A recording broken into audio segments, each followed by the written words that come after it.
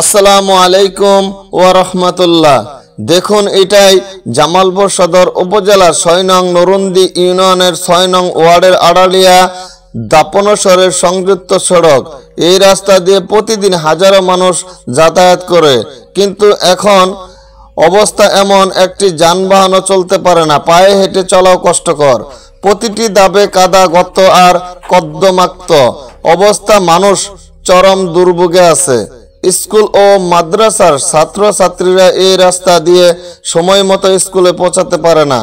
অনেকেই কাদার কারণে স্কুলে যায় না, বাজারে যাওয়া আসা বন্ধ হয়ে গেছে, কৃষকরা ফসল বিক্রি করতে পারছে না, জরুরি রোগী বা গর্ভবতী নারীকে হাসপাতালে নেওয়া প্রায় অসম্ভব হয়ে পড়েছে।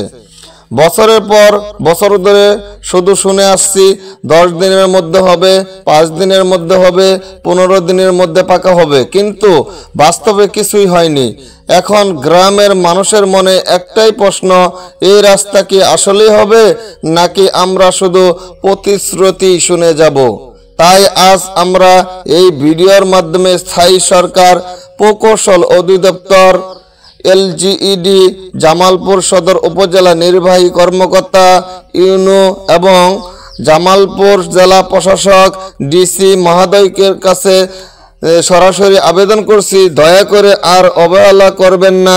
এই রাস্তাটি দ্রুত সংস্কার করুন, পানি নিষ্কাশন ব্যবস্থা করুন এবং পাকা রাস্তার কাজ শুরু করুন, যাতে আড়ালিয়া, দাপনসর এবং আশেপাশে গ্রামগুলো মানুষ স্বাভাবিকভাবে চলাফেরা করতে পারে।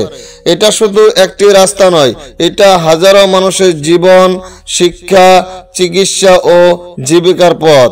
আমাদের কষ্ট দেখুন, আমাদের কথা শুনুন এবং দ্রুত ব্যবস্থা নিন।